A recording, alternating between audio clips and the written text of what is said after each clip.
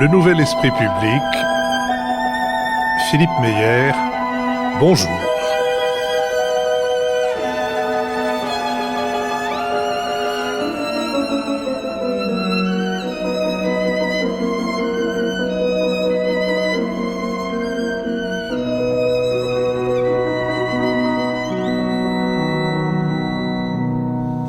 Bonjour, merci de nous avoir rejoints à l'école alsacienne où nous sommes en public. Je remercie une nouvelle fois l'école alsacienne pour son hospitalité et le public pour sa détermination à affronter n'importe quelle condition météorologique pour venir participer à cette émission. Les échanges avec le public qui suivront cet enregistrement seront enregistrés et mis en ligne mercredi prochain.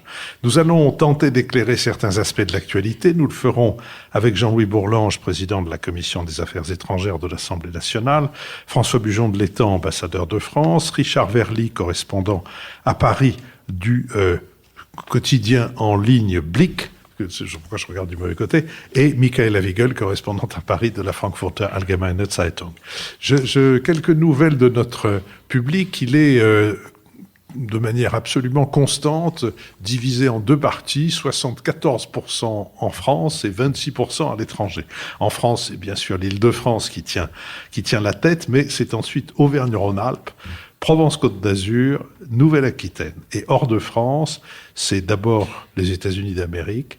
C'est ensuite, il y a 6321 auditeurs aux États-Unis d'Amérique. C'est 4338 en Grande-Bretagne, 3263 en Suisse. Et j'invite les auditeurs suisses à s'aviser que nous venons une fois par trimestre à la Fondation Yann Michalski à Montrichet pour le même type d'enregistrement, c'est-à-dire un enregistrement en public avec participation du public.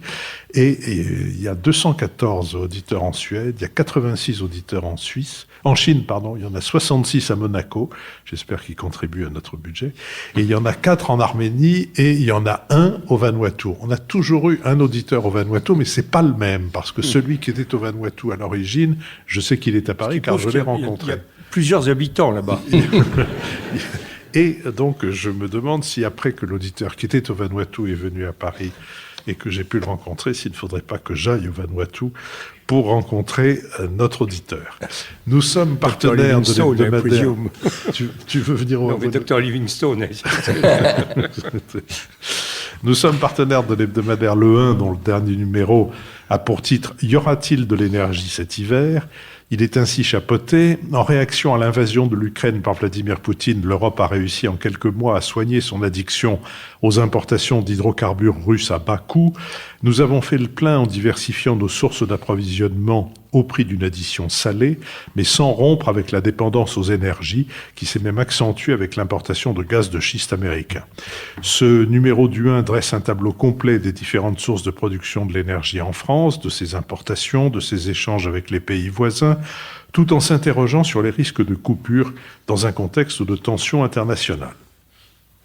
Nous avons mis en ligne mercredi dernier le dernier de nos entretiens avec Amos Reichmann autour du livre qu'il a consacré à Jacques Chiffrin, le fondateur des éditions de la Pléiade, qui a dû ensuite quitter la France pour les États-Unis, où il a donné tout leur dynamisme aux éditions Pantheon Books à New York. Le titre du livre d'Amos Reichmann est « Un éditeur en exil ». C'est une riche biographie publiée par les éditions du Seuil. Nous mettrons en ligne mercredi, je l'ai dit, l'enregistrement de notre conversation de tout à l'heure avec nos auditeurs. Et dimanche prochain, nous mettrons en ligne une émission thématique autour du livre d'Anna Colin-Lebedev, « Jamais frères, Ukraine et Russie », point d'interrogation, une tragédie post-soviétique aux éditions du Seuil. Nous ne serons jamais frères, ni de même patrie, ni de même mère, écrivait la poétesse ukrainienne Anastasia Dmitrouk en 2014. Anna Colin-Lebedev, s'appuyant sur son expérience de terrain en Russie et en Ukraine, retrace les trajectoires de ces deux sociétés pendant les années post-soviétiques et éclaire évidemment l'affrontement actuel. Merci à nos contributeurs. Ils devraient normalement être de plus en plus nombreux aux approches du 31 décembre, date fatidique pour la défiscalisation de leurs dons, qui est, je vous le rappelle, de 66%. Intéressons-nous maintenant aux États-Unis quelques jours avant les élections de mi-mandat. Mardi, les Américains sont appelés aux urnes pour renouveler l'ensemble des sièges de la Chambre des représentants, un tiers du Sénat de Washington, ainsi que pour une multitude de scrutins locaux, depuis les gouverneurs de certains États jusqu'aux shérifs, en passant par les élus des parlements locaux. Si, en général, le parti du président en exercice perd des élus lors de ce scrutin, les démocrates pourraient cette année conserver le contrôle du Sénat, où les dernières projections du site 538, qui fournit une synthèse statistique des sondages d'opinion relatifs aux élections, les donnent au coude à coude avec les républicains. Selon les sondages, ceux-ci sont en revanche largement favoris pour la Chambre des représentants, du fait notamment d'une carte électorale favorable. Les démocrates disposent actuellement de 223 sièges sur 435 à la Chambre et de 50 sur 100 au Sénat, où la voix de la vice-présidente leur permet de faire pencher la balance. Les préoccupations des deux camps sont assez différentes d'après le sondage CNBC All America Survey. Les républicains sont très sensibles aux problèmes d'immigration et de criminalité, les démocrates plus inquiets sur les menaces qui pèsent sur la démocratie, l'inflation serait le principal souci des indépendants. Selon un récent sondage du New York Times et de l'Université de Sienne, 71% des électeurs américains jugent leur démocratie en danger, mais ils ne sont que 7% à y voir le problème le plus important auquel le pays est confronté. Ils ont des priorités plus immédiates. Les États-Unis connaissent leur taux d'inflation le plus élevé depuis 40 ans. Pour la première fois depuis un demi-siècle, l'avortement n'est plus un droit protégé au niveau fédéral. Partout, les gens ont le sentiment que la criminalité s'aggrave, et si ce n'est chez eux, au sein des grandes villes voisines. Selon un décompte du Washington Post, plus d'un candidat républicain sur deux, 291 sur 560, engagé dans une élection le 8 novembre, a mis en doute ou rejeté le résultat de la dernière présidentielle. Dans le sondage du New York Times, 71% des républicains se disent prêts à voter pour un candidat qui estime que l'élection de 2020 a été volée. C'est aussi le cas de 37% des électeurs indépendants et, curieusement, de 12% des démocrates. Dans un discours solennalisé et dramatique prononcé le 2 novembre, Joe Biden a déclaré, je cite, « La démocratie est en jeu », lors du scrutin mettant en cause sans le nommer Donald Trump et le mouvement Make America Great Again qui lui est affilié.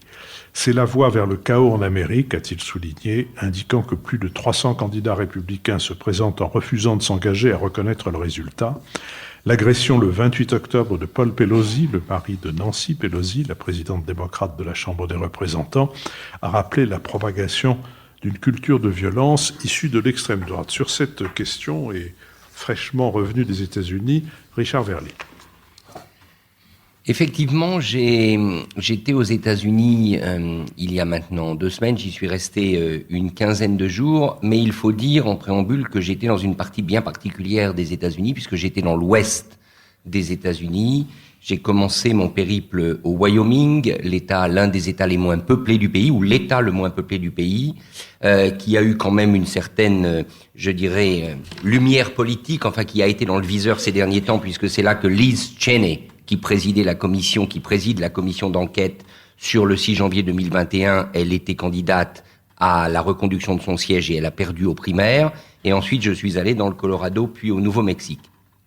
Alors peut-être quelques éléments ramenés des États-Unis qui alimenteront le débat après la présentation que Philippe a faite. Le premier élément qui m'a frappé, bien évidemment le Wyoming, un État très républicain, c'est que j'ai quand même vu, je ne sais pas si c'est une note d'espoir, mais beaucoup de partisans des républicains dire que finalement ce qui les importait, c'était moins Trump lui-même que les politiques de Trump. Alors au Wyoming, ça s'explique puisque c'est un État minier avec des mines de charbon, mais aussi des mines d'uranium, du pétrole en sous-sol, et donc tout ce lobby des industries extractives a été choyé durant la présidence de Trump. Mais tout de même, ça m'a alerté. Ça veut dire que le parti républicain s'est considérablement radicalisé, on le sait, tous les articles et tous les reportages le montrent. Les Trumpistes ont largement pris le contrôle du parti républicain au point qu'un certain nombre de candidats disent qu'ils ne reconnaissent toujours pas le résultat des élections de 2020, mais on voit poindre, en tout cas je l'ai vu à parler avec différents interlocuteurs, quand même un ras-le-bol de ce qu'on m'a présenté comme l'arrogance de Trump et au fond son incapacité à assurer et à occuper ce poste de président des États-Unis. Et ça m'a frappé Parce que les gens qui disent qu'ils vont voter républicain disent aussi que s'il y a en 2024 un candidat crédible qui reprendrait les politiques de Trump, eh bien peut-être qu'ils prendraient leur distance avec Donald Trump. J'ai trouvé ça intéressant parce qu'on en parle assez peu, mais peut-être que l'électorat républicain finalement se pose un certain nombre de questions sur Donald Trump lui-même. Deux autres éléments que j'ai ramenés des États-Unis. Le premier, c'est qu'il y a clairement du côté de Joe Biden, et là je ferai référence à ce que j'ai vu au Colorado et au Nouveau-Mexique, où le Parti démocrate est beaucoup mieux implanté, il y a un problème d'incarnation avec Joe Biden et Kamala Harris. C'est-à-dire que ce duo, ce tandem qui est à la tête des États-Unis, eh bien, pour différentes raisons, l'âge, le fait que Kamala Harris est une pure Californienne et que la Californie, ça je l'ai découvert aussi, est un État aujourd'hui qui pose beaucoup de questions aux Américains, qui énerve beaucoup d'Américains, eh bien, il y a ce problème d'incarnation et ce n'est sans doute pas un hasard si Barack Obama vient en ce moment énormément à la rescousse, on l'a vu dans des meetings. Le Parti démocrate ne se sent pas tiré vers l'avant par Joe Biden d'une part et Kamala Harris d'autre part. Ça, c'est la deuxième observation que je pourrais faire après ce voyage. Troisième observation, c'est, et ça n'étonnera pas pour ceux qui sont familiers des États-Unis, c'est le fait que le reste du monde, finalement, il n'y a qu'une chose qui préoccupe les Américains dans le reste du monde, ou une chose qui vraiment est dans leur tête, c'est la Chine. Et ça, c'est très flagrant dans tous les États que j'ai traversés. C'est cette idée qu'il y a le vrai positionnement, c'est le positionnement face à la Chine. C'est ça l'enjeu. L'Ukraine étant un enjeu relativement latéral et l'Europe, je ne vous en parle même pas, mais vraiment l'obsession chinoise qui est maintenant très nettement dans les esprits. Et ça, c'est quand même un avantage pour Trump parce que lui avait fait du combat anti-chinois quelque part un de ses combats essentiels. Et enfin, juste pour terminer, une appréciation d'ordre sociologique et journalistique. Moi, ce qui m'a effrayé dans cette zone, donc j'ai descendu cette Interstate 25 qui longe les montagnes rocheuses, du Montana jusqu'à la frontière du Mexique, c'est ce désert médiatique qui est devenu l'Amérique. Et là, je dois dire que c'est, moi je l'avais pourtant lu, voir que dans des comtés avec plusieurs dizaines de milliers d'habitants, il n'y a plus un seul journal digne de ce nom, plus rien, que l'information circule uniquement sur les réseaux sociaux et sur les chaînes de télévision, dont notamment Fox News, je dois dire que c'est absolument angoissant. Et je terminerai sur le Press Club de Denver, qui est le plus vieux press club de l'ouest des États-Unis, et c'est le bâtiment d'origine, en briques, au cœur de Denver, où vous avez au mur, quand vous rentrez, les 4 ou 5, je crois, prix Pulitzer du Denver Post. Donc, prix Pulitzer de ce journal qui, à l'époque, avait une rédaction et les prix Pulitzer ont récompensé les reportages publiés. Et vous regardez aujourd'hui le Denver Post, et à côté du Denver Post, la Dépêche du Midi est un journal de référence. Je suis un peu embêté parce que les matchs de Midi, c'est chez moi. François Bujon de l'Étang. Alors, si on prend un peu de recul, les élections midterm ont lieu mardi prochain. D'ailleurs, j'ouvre ici une parenthèse pour dire que beaucoup de gens pensent, disent et écrivent que c'est toujours le premier mardi de novembre. C'est une erreur, parce que si c'était le premier mardi de novembre, les élections américaines, elles auraient eu lieu le mardi 1er novembre, jour de la Toussaint. Les pères fondateurs, qui ne reculaient jamais devant une originalité, ont décrété que c'était le mardi qui suivrait le premier lundi de novembre.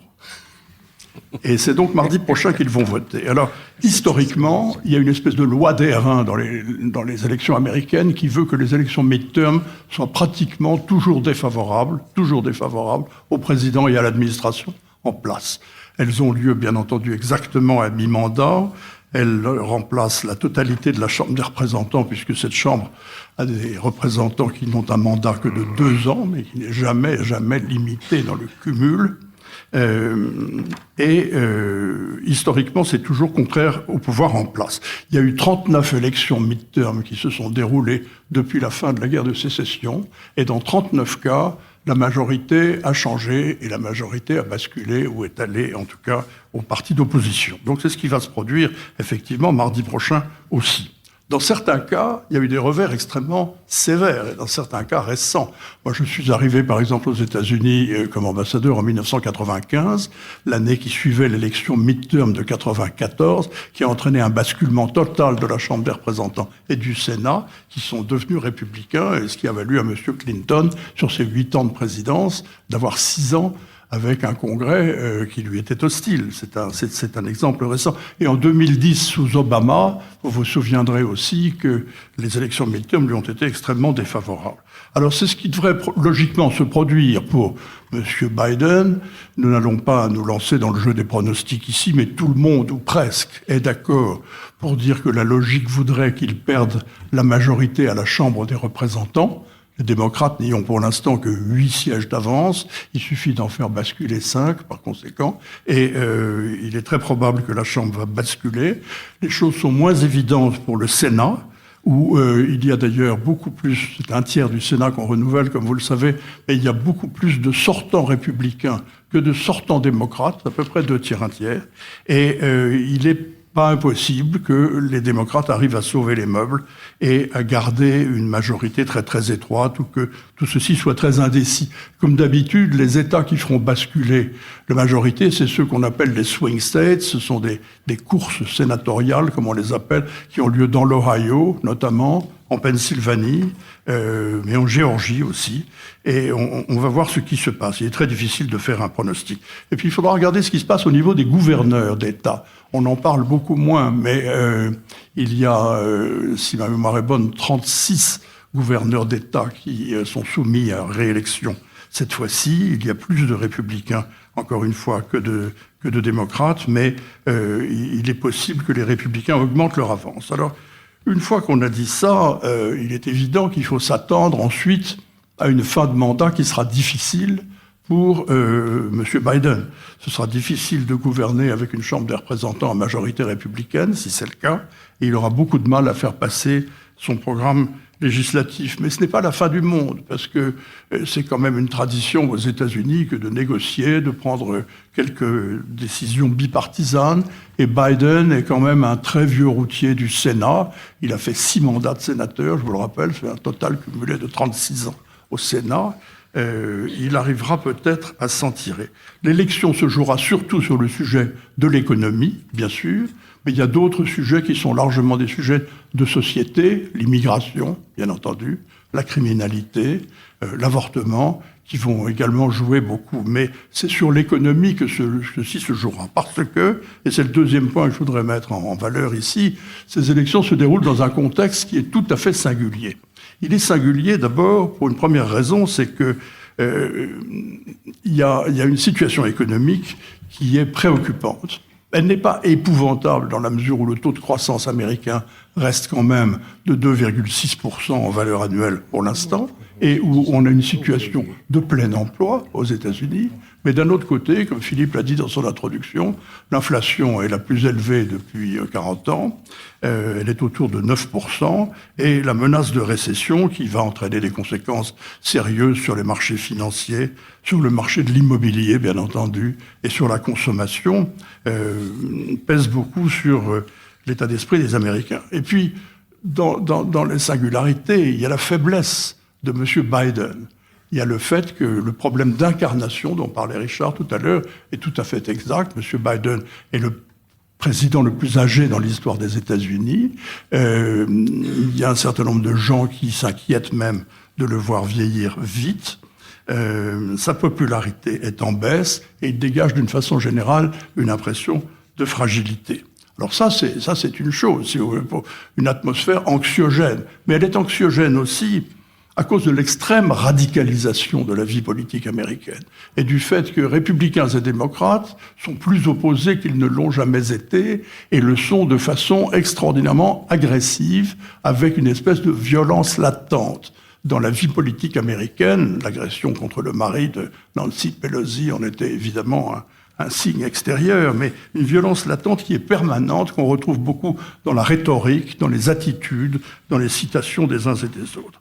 L'héritage du 6 janvier 2021 et de l'assaut contre les capitales et l'héritage de l'administration Trump, d'une façon générale, sont terribles, sont terriblement lourds à porter et mettent en cause la démocratie représentative, puisque vous avez le développement d'une attitude négationniste qui est très très répandue chez les républicains. Notamment, vous avez encore 70% des élus du Parti républicain disent que l'élection a été volée en 2020 à M. Trump, contre tous les éléments de preuve, contre toutes les décisions de justice. Ce sont les mensonges mensonges de Trump qui ont créé cette vague négationniste. Et le négationnisme, un dernier mot, Philippe, si vous permettez, se manifeste de deux façons. En refusant de reconnaître la légitimité de l'administration en place, ce qui est grave, mais aussi en annonçant l'attitude d'un certain nombre d'élus républicains qui disent qu'ils ne reconnaîtront pas les résultats de l'élection si elle leur est défavorable.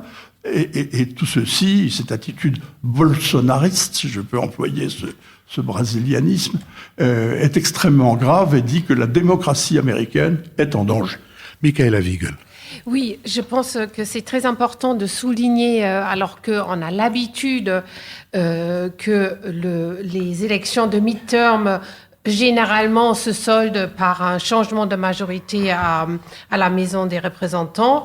On est effectivement dans un cas de figure très inhabituel parce qu'on a l'impression que c'est en quelque sorte le match de retour de Donald Trump. D'ailleurs, il était là en Pennsylvanie où il a annoncé que enfin on allait montrer le véritable résultat des élections. Il a annoncé une vague rouge géante en mettant en doute, avant même le début du vote, le résultat des urnes. Et ça, je pense, c'est une évolution effectivement qui justifie le discours très alarmiste du président Biden qui dit que la démocratie est menacée. Effectivement, le mouvement qu'on croyait être une sorte de parenthèse après le choc sur l'assaut du Capitole, il est toujours ancré et on a vu d'ailleurs les mots de la personne qui s'est introduite dans le domicile de Nancy Pelosi et qui a agressé son mari, avait les mêmes mots « Where is Nancy ?» donc « Où est Nancy ?» qu'avaient les assaillants du Capitole, qui cherchaient aussi la speakerine à l'époque. Et d'ailleurs, il y a eu des images qui ont été montrées lors de la séance de la commission qui sont vraiment choquants quand on regarde comment Nancy Pelosi est mise en sécurité et qui n'arrive pas à croire que le président Trump ne fait rien. Elle dit, mais on doit informer les autorités de ce qui se passe. Et de la Maison-Blanche, il y a un silence total, ce qui montre à quel point, et c'était filmé, sa réaction, sa communication avec les responsables, et ça montre à quel point l'état de droit a été attaqué dans ses fondamentaux. Et je crois qu'on a trop vite oublier ce qui s'était passé le 6 janvier et on a aujourd'hui les suites de ce mouvement. Alors je voudrais beaucoup été dit, je voudrais quand même parler d'un aspect qui nous préoccupe beaucoup, nous, en Europe, c'est la guerre en Ukraine. Est-ce qu'un changement de majorité à la Maison des représentants et là où c'est moins probable au Sénat, est-ce que ça changera quelque chose concernant le soutien des États-Unis à l'Ukraine? Comme vous le savez tous, ce sont les États-Unis qui ont la majorité des financements de l'aide militaire et nous, les Européens, on est une infime partie de cette aide. Alors, on a les déclarations de Kevin McCarthy qui pourrait devenir le successeur de Nancy Pelosi, qui a dit qu'il y avait d'autres problèmes plus urgents, notamment l'immigration venant du Mexique, sa frontière ouverte, et qu'on n'allait pas faire, je le cite, un chèque en blanc aux Ukrainiens. Et le président Zelensky a tout de suite réagi dans le Financial Times en disant qu'il était profondément choqué. Mais ça représente bien une partie des républicains qui considèrent qu'il est plus urgent de dépenser l'argent pour les États-Unis même et non plus s'intéresser autant aux affaires du monde. Mais il a été aussi contredit par un membre de la délégation des affaires, de la commission des affaires étrangères, Michael McCall, qui a dit que non, un changement de majorité ne changera rien et que bien sûr les États-Unis savent que l'Ukraine doit être soutenue et que le soutien ne cessera pas. Donc je crois que ce qui est important de voir, c'est que les républicains sont plus jamais divisés en deux camps, ceux qui restent interventionnistes et ceux qui veulent, autour de Trump notamment, un retour, se concentrer sur le conflit avec la Chine et surtout sur les affaires intérieures. Jean-Luc Bourlange.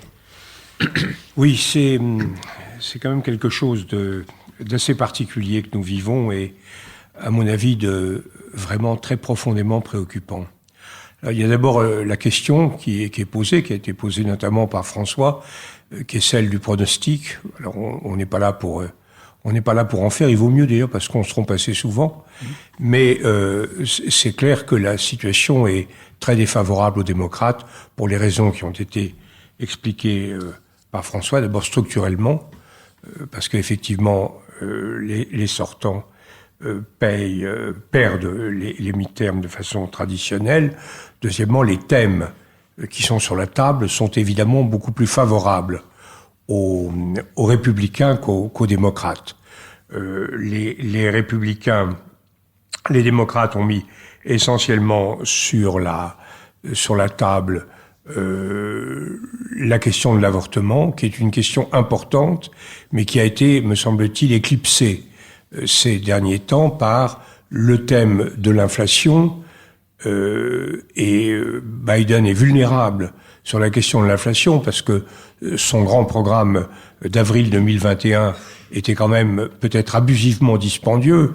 Même un Français, un Allemand penserait ça très nettement, mais même un Français peut s'en alarmer, c'est dire à quel point c'était dangereux. D'autre part, les problèmes et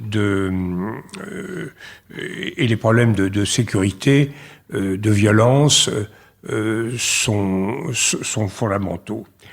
Donc on a la question du pronostic, c'est de savoir si le Parti républicain est soluble dans le trumpisme.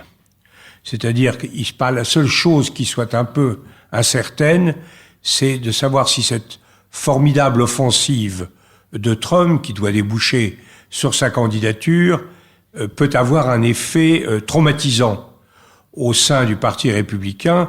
Bien des républicains s'en seraient passés, estimant que Trump était une personnalité inutilement clivante, qu'évidemment on était solidaire de lui, mais inutilement clivante et sans doute un peu réductrice des possibilités de développement du Parti républicain.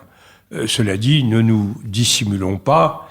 Enfin, ça sera un des enjeux. Est-ce que véritablement l'emprise de Trump sur le Parti républicain sera très forte? Est-ce que les candidats qui se seront réclamés des thèmes trumpistes, le principal thème c'est Biden ne devrait pas être là, il a volé son élection, est-ce que ceux-là vont véritablement l'emporter? Mais il est effectivement très probable qu'à la Chambre, les démocrates perdent la majorité, et au Sénat, je demande à voir, je suis également assez perplexe. Mais au-delà de ça, je crois qu'il faut s'inquiéter, ça c'est le jeu droite-gauche, démocrate-républicain, je crois que nous avons tout lieu d'être en grand désespoir devant l'évolution de cet immense pays, de cette démocratie américaine qui était quand même la mère de toutes les démocraties, et nous qui avions quand même commencé dans la violence notre atterrissage dans la démocratie républicaine, eh bien les Américains nous avaient donné des exemples quand même tout à fait admirables. Et là, on voit que, véritablement, c'est un effondrement intellectuel et moral. L'effondrement intellectuel, il s'explique sans doute par ce qu'a dit Richard, c'est-à-dire le fait que c'est un désert informatif. Les gens ne sont plus informés que par Fox News et les réseaux dans une grande partie de l'Amérique. Les thèmes les thèmes qui sont utilisés sont dérisoires, sont absolument affligeants de simplisme. C'est pas simplement d'être pour ou contre l'interruption volontaire de grossesse. Ça, c'est un débat qui a toute sa légitimité, tout son intérêt, mais c'est un retour à des thèmes créationnistes, à des thèmes obscurantistes, à une interprétation dérisoire, dérisoirement fixiste de la Bible, d'un déchaînement de la violence qui est absolument impressionnant, et surtout, ce qui a été dit, mais qui est fondamental, une mise en cause des fondements de la démocratie américaine. On a effectivement 72% des électeurs républicains qui disent que Biden a volé son élection. Il n'y a pas le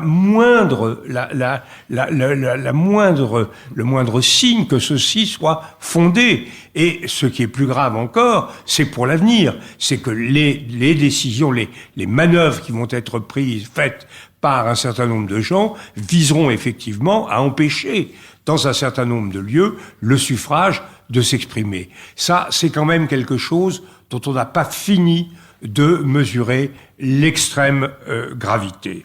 Et la troisième remarque que je voudrais faire, j'insiste, hein, c'est quelque chose de totalement nouveau pour nous. Je sais que la démocratie américaine n'était pas parfaite, notamment le problème racial a toujours été extrêmement grave et très rarement bien traité par les Américains, mais là, on est au-delà de tout cela, c'est le fondement, le pacte fondamental des États-Unis qui est en cause. Et la troisième chose, c'est qui, je crois, doit beaucoup nous inquiéter, ce sont les conséquences pour nous, Européens. On voit bien que ce qui s'est passé depuis février, depuis l'invasion de l'Ukraine, ça a été un retour en force et très très bien conduit par l'administration Biden de la politique américaine. Je crois qu'on peut dire que les réactions de l'administration Biden, de ceux qui l'inspirent, le patron de la CIA, le secrétaire d'État, le président lui-même, ont été à la fois très fermes, très intelligentes, très responsables et ont eu des résultats tout à fait extraordinaires. Mais est-ce que c'est la préfiguration d'un retour de l'Amérique à ces valeurs fondamentales qui ont fait la gloire de Truman et d'Eisenhower dans le passé, ou est-ce que c'est le chant du cygne de cette Amérique-là qui va déboucher, qui va s'effondrer dans une espèce de néo-isolationnisme égoïste avec ce slogan MAGA, Make America Great Again, qui est une sorte de défausse, parce que c'est l'alibi du repli isolationniste, et pour nous, des conséquences terribles, parce que nous sommes évidemment en Europe, Macron, le président Macron apparaît vraiment un peu comme une vox clamans in deserto quand il préconise le développement d'une défense européenne. Nous sommes totalement démunis. On a parlé de mort cérébrale de l'OTAN. Le réveil de l'OTAN a plutôt entraîné, j'espère pas une mort cérébrale, mais en tout cas une mise en sommeil de la défense européenne.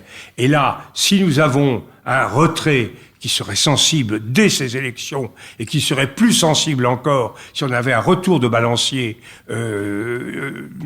néo-trumpiste aux prochaines présidentielles, nous sommes là dans une situation d'extrême fragilité, d'extrême vulnérabilité. Et je ne sais pas si vous sentez les choses comme moi, mais moi je ne sens ni en France, ni dans le reste de l'Europe, les forces de résistance, de mobilisation, capables de faire renaître un fighting spirit face au déferlement de toutes les menaces dictatoriales qui pèsent sur le monde actuel. Je suis inquiet, plus qu'inquiet, véritablement très très préoccupé. François Bujon de l'Étang. Trois remarques, si vous permettez. La première, c'est pour m'associer pleinement à ce que vient de dire Jean-Louis. Je ne crois pas du tout que ce soit de la dramatisation excessive. Il a tout à fait raison de souligner que les enjeux sont absolument vitaux pour l'avenir de la démocratie représentative et que nous avons, nous Européens, nous démocrates, au sens, je veux dire, de partisans de la démocratie représentative, toutes les raisons de nous inquiéter de l'exemple donné par les États-Unis. Le négationnisme actuel qui est issu du trumpisme est une catastrophe pour la démocratie, puisque tous les repères essentiels, le résultat des élections, l'autorité de la chose jugée, la séparation des pouvoirs, enfin tout ceci est remis en cause par des gens qui ne veulent plus jouer avec les règles du jeu qui ont été celles de la démocratie depuis le début. Donc c'est tout à fait exact, et ce qui se joue est vital. C'est vital pour les États-Unis, pour l'avenir de la démocratie américaine, mais c'est vital pour l'avenir de toutes nos démocraties représentatives. Premier point. Deuxième point, il y a peut-être des républicains désenchantés, Richard, sur M. Trump, etc. Il n'y en a pas que dans le Wyoming. Mais ne vous faites pas d'illusions. M. Trump a le Parti républicain dans la main. Il l'a conquis pendant toutes les années où il a été au pouvoir. Rappelez-vous qu'au début, quand il a gagné les primaires, il a défait 15 opposants républicains. Il a aujourd'hui le parti complètement dans la main. Il est en train de se préparer. Il attend le résultat des élections midterm et espère qu'elles lui seront favorables pour annoncer sa candidature pour 2024. Il est prêt, il veut sa revanche, et quand il prendra le pouvoir, il n'est pas prêt de le céder. Rappelez-vous du 6 janvier, qui effectivement a été un coup d'État avorté, un coup d'État manqué, mais incontestablement un comportement factieux de la part du président des États-Unis. Très grave. Troisième élément, pour répondre à Michaela, l'histoire de l'Ukraine, l'aide à l'Ukraine. S'il y a un changement de majorité, la question que vous posez est très légitime, s'il y a un changement de majorité au Congrès des États-Unis, est-ce que ça entraînera, bien entendu, une usure du soutien américain à l'Ukraine? Je pense qu'il y aura cette usure de toute façon, malheureusement, et que ce n'est pas tellement le changement de majorité à la Chambre des représentants qui va l'entraîner, parce que jusqu'à présent, l'aide américaine à l'Ukraine a été un sujet d'accord bipartisan pratiquement. Républicains et démocrates étaient derrière cet effort. Mais ça va continuer de l'être. Mais il y a une usure qui se manifeste. Et alors ce qui est vrai, c'est que chez les républicains, la pulsion isolationniste, notamment dans la droite du Parti républicain, est plus forte que dans les autres secteurs de l'opinion. Mais je crains, Michaela, malheureusement, que cette lassitude à l'égard de l'aide américaine à l'Ukraine se manifeste, quel que soit vraiment le résultat et quelle que soit la majorité au Congrès. Michaela Wiegand. Oui, effectivement, c'est encore plus préoccupant. Alors, je voulais faire une toute petite remarque parce que je trouvais très intéressant ce que Richard disait sur le désert médiatique. Et on sait que Twitter joue un rôle prépondérant dans le jeu politique. Et effectivement, vous avez tous suivi le rachat de Twitter par Elon Musk. Ce qui est vraiment très préoccupant, à mon avis, c'est l'usage dont il en fait. Il a tout de suite essayé d'accréditer la thèse que le mari de Nancy Pelosi avait menti et qu'il était sous l'emprise d'alcool.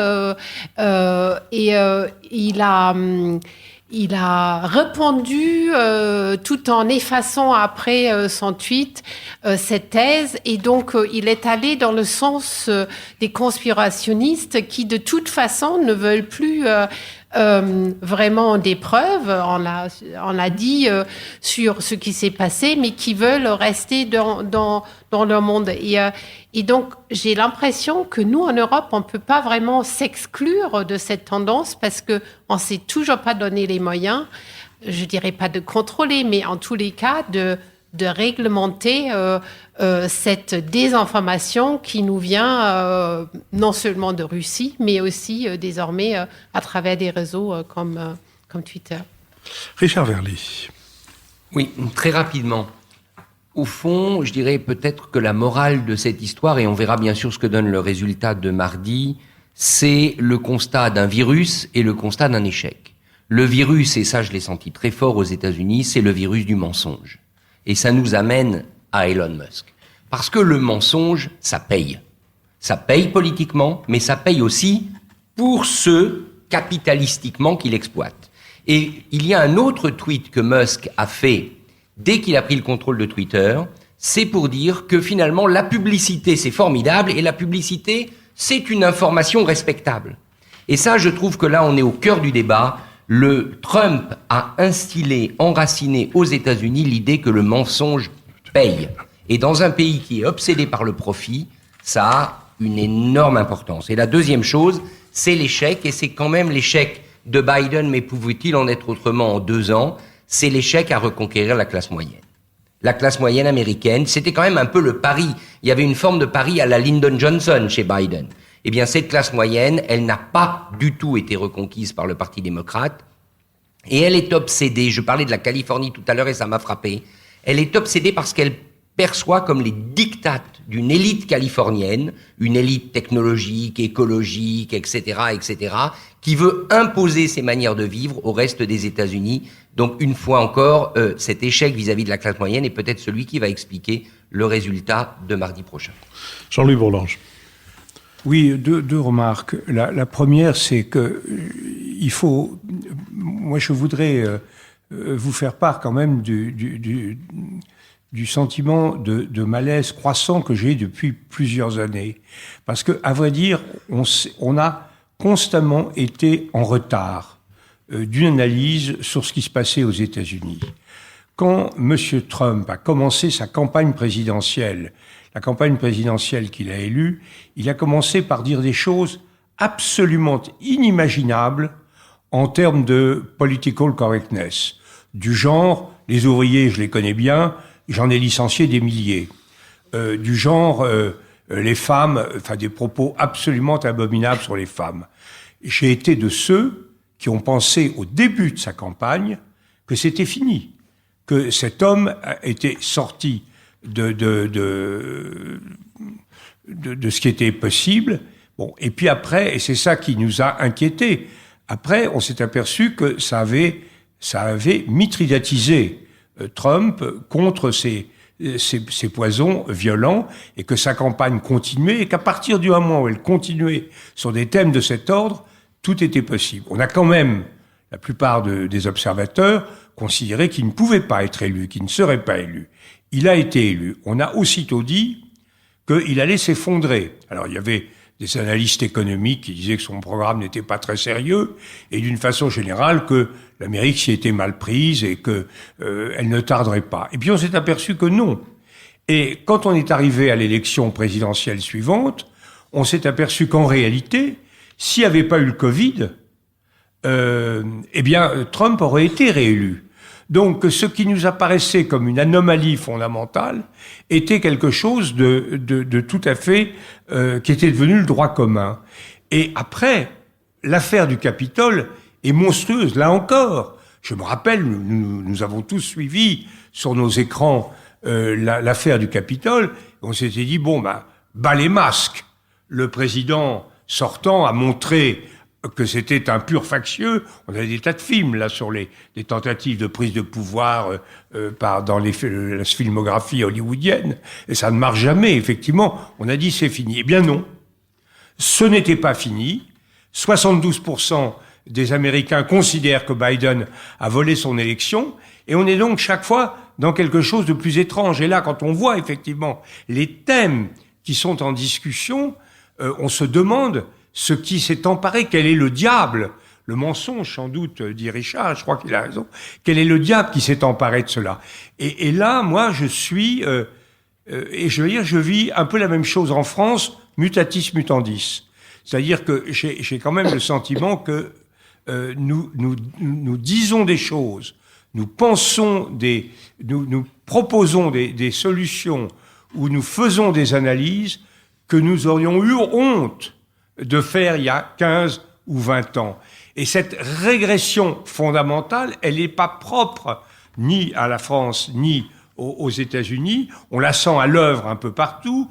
On a quand même un gouvernement, même si Madame Meloni est une remarquablement habile dans la gestion de son affaire, on a quand même une montée claire, un retour d'un parti qui est originellement fasciste. On a cette tension extraordinaire au Brésil, et aux États-Unis, on a en plus à gauche, on a également un pacifisme sur l'Ukraine. L'Ukraine est prise en tenaille, un pacifisme qui est très irresponsable.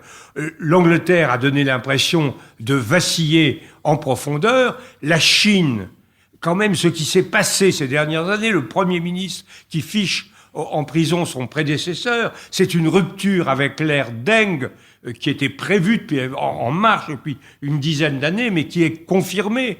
On a un raidissement religieux en Inde, on a cette formidable et abominable répression du printemps arabe depuis une quinzaine d'années dans le monde.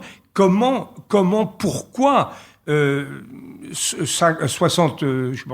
70 ans après la fin, ou 75 ans après la fin de la Seconde Guerre mondiale, sommes-nous à ce point, un peu partout dans le monde, prêts à tordre le cou à des principes dont nous avons vécu, qui nous ont honorés, que nous avons honorés, qui ont fait que les 50 années qui viennent de s'écouler ont été au moins en Occident de belles années de respect, de belles années de reconnaissance de l'état de droit, de belles années de prospérité, de belles années de solidarité sociale. Comment peut-on tourner le dos à tout cela? C'est absolument vertigineux. On pense à ce que dit Pascal. Quand tout dérésonne autour de vous, on se demande si on n'est pas soi-même les fous. Je vous propose d'une part que nous poursuivions cette conversation avec vous après la fin de ce premier enregistrement, y compris d'ailleurs dans le deuxième aspect, l'aspect que Jean-Louis Bourlange vient d'évoquer, celui de ce qui chez nous ressemble à ce que nous venons de décrire avec effroi, colère et désapprobation aux États-Unis. Et pour l'heure, elle a sonné, l'heure de notre dernière séquence, la séquence des brèves, que je voudrais ouvrir avec un sujet qui n'est pas très éloigné de ce qu'on vient d'aborder.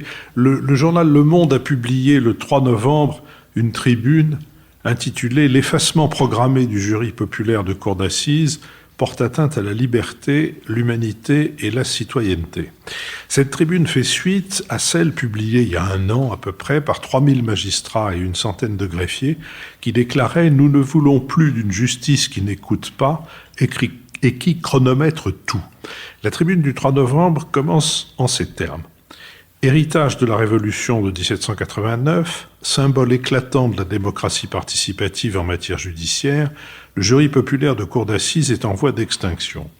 La participation citoyenne à la justice pénale est gravement menacée, remise en cause par une doctrine libérale qui, plaquant sur l'institution judiciaire une logique de marché, se donne le rendement pour seul horizon et le chronomètre pour unique boussole.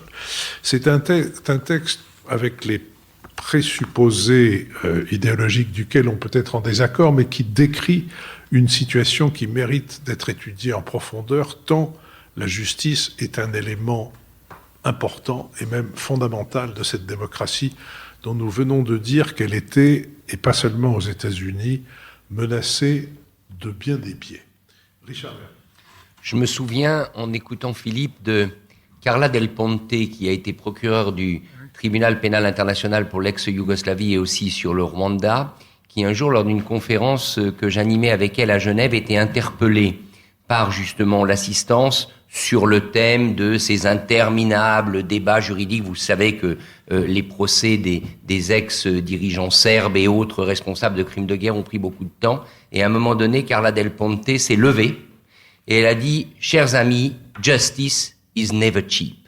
La justice n'est jamais bon marché et elle ne peut jamais, justement, respecter ces critères, au fond, de rentabilité qui sont derrière ce procès. Voilà, ça me fait penser à ça. Alors moi, comme on parlait des États-Unis, je voulais vous envoyer d'une part dans les librairies et d'autre part chez les bouquinistes. Alors chez les bouquinistes, parce que le livre n'a pas été réédité, mais je suis parti aux États-Unis avec un livre d'un auteur français, le baron de Grancey, ça évoquera peut-être quelque chose pour François, qui, à la fin du 19e siècle, a écrit un livre qui s'appelle « Dans les montagnes rocheuses » et qui raconte son expédition. Alors lui, ce n'est pas dans le Wyoming, c'est dans le Dakota, autour des Black Hills, cette région aurifère qui appartenait, terre sacrée des tribus indiennes, et il raconte son périple, et je dois dire que c'est fascinant, parce que comme souvent, quand les voyageurs ont la plume juste, eh bien, beaucoup de choses qu'il écrit à l'époque sont toujours vraies aujourd'hui. Ça s'appelle « Dans les montagnes rocheuses », et notamment, ce qu'il expliquait très bien à l'époque, c'est que, in fine, et ça nous ramène à Tocqueville, beaucoup de choses aux États-Unis sont des questions d'argent et des questions de profit.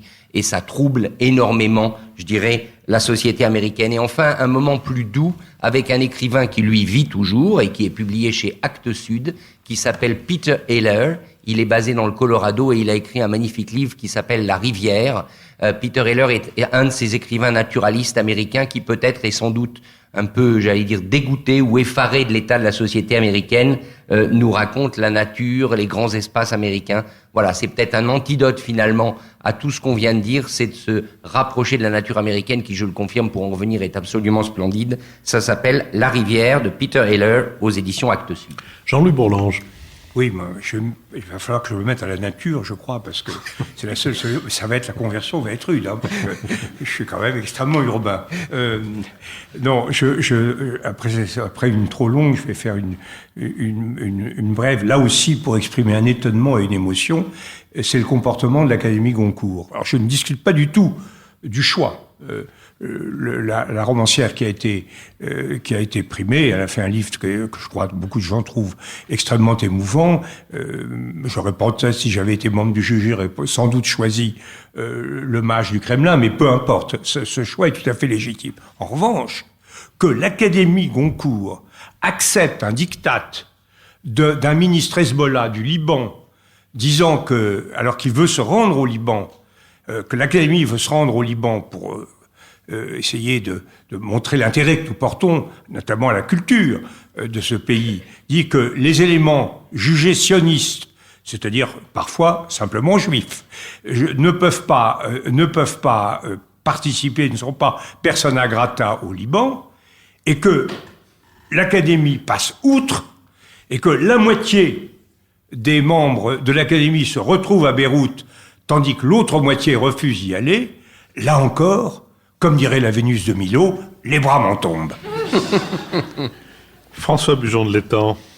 Je vais vous ramener aux États-Unis une fois de plus, en vous recommandant un livre très original de Patrick Weil, l'historien, directeur de recherche au CNRS, ancien professeur à la Sorbonne, maintenant visiting professor à l'université de Yale, qui s'appelle « Le président est-il devenu fou ?», publié chez Grasset. C'est un livre extrêmement intéressant qui porte sur le président Wilson. C'est de lui qu'il s'agit. Wilson, qui a évidemment présidé au naufrage du traité de Versailles devant le Sénat américain par un comportement complètement intransigeant et largement aberrant. Le président était-il fou ? C'est ce que pensait un grand diplomate américain qui s'appelle William Bullitt. Et l'originalité du livre de Patrick Weil est qu'il a eu accès à Yale à tous les papiers personnels de Bullitt. Bullitt s'est séparé de Wilson et l'a beaucoup critiqué pour son comportement à Versailles, était convaincu que Wilson avait perdu la raison, et ensuite s'est entretenu longuement de ce sujet avec Freud, le bon vieux Freud. Et à eux deux, ils ont écrit, après que Bullitt ait suivi une analyse chez Freud dans les années 20, ils ont écrit à quatre mains un livre sur une espèce de psychanalyse par écrit du président Wilson. Était-il devenu fou ? C'est tout à fait fascinant. Ce livre n'a été publié qu'en 1966, donc beaucoup plus tard, pour des raisons compliquées que Patrick Weil explique bien dans son livre, mais garde tout à fait toute sa pertinence, et c'est une pièce de choix à verser au dossier célèbre « Ces malades qui nous gouvernent », n'est-ce pas, comme on l'appelle. Mais ce livre, qui apprend comme fil rouge la carrière de William Bullitt, qui a été l'un des plus brillants ambassadeurs américains, qui a ouvert l'ambassade des États-Unis à Moscou en 1936 et qui ensuite a été ambassadeur des États-Unis à Paris de 1936 à 1940, avant de devenir conseiller de Roosevelt et de divorcer de lui au moment de Yalta, trouvant que Roosevelt avait bradé l'Europe de l'Est à Yalta. Ce livre est tout à fait fascinant et d'une lecture très éclairante sur la politique étrangère des États-Unis. Michael Havigel. Alors moi, je voudrais vous ramener au cœur de notre Europe et dire mon étonnement, presque ma colère, suite à une chronique qu'a écrit un des visiteurs du soir du président Macron, Jacques Attali, avec comme titre « La guerre entre la France et l'Allemagne redevient possible. Et dans cette chronique, il argumente que l'actuelle divergence serait de nature tout à fait différente par rapport à d'autres tensions qu'on a pu vivre dans ce moteur franco-allemand. Alors je m'inscris complètement en opposition de son analyse, et je trouve d'ailleurs assez néfaste que aujourd'hui on a l'impression que toute la presse presque reprend en quelque sorte l'idée que l'actuel conflit sur notamment la défense et aussi l'énergie serait en quelque sorte insurmontable. Moi, comme on a dit beaucoup, on a eu beaucoup de messages de préoccupation. Moi, j'ai un message d'espoir. Je pense que nos mécanismes de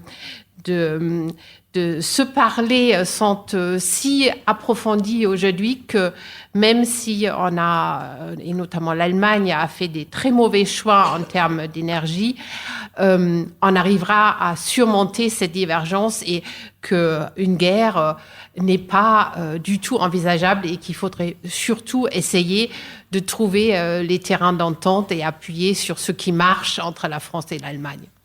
Je vous remercie. Je remercie l'école alsacienne de nous avoir accueillis. Je remercie Laurie Galligani et Christian Sori d'avoir enregistré cette émission. Sophie Jacquin, avec qui elle a été préparée. Benoît Carré, qui va en assurer le compendium. Nicolas Tourneau, qui veille au site. Olivier Magloire, qui veille à notre plateforme de financement. Julien Neuville et Nouvelles Écoutes, qui ont produit cette émission. Je remercie tous ceux qui ont donné, tous ceux qui sont abonnés à contribuer au financement de notre émission. Et je vous rappelle que la semaine prochaine, vous entendrez une émission thématique avec Anna Colin-Lebedev sur les rapports entre l'Ukraine et la Russie et notamment sur les conséquences de la soviétisation de ces deux pays. Ce sera donc dimanche prochain. Je vous donne rendez-vous d'une part dimanche et d'autre part dans quelques instants pour ceux qui sont avec nous à l'école alsacienne et mercredi pour les autres pour l'enregistrement de nos échanges avec le public que je remercie.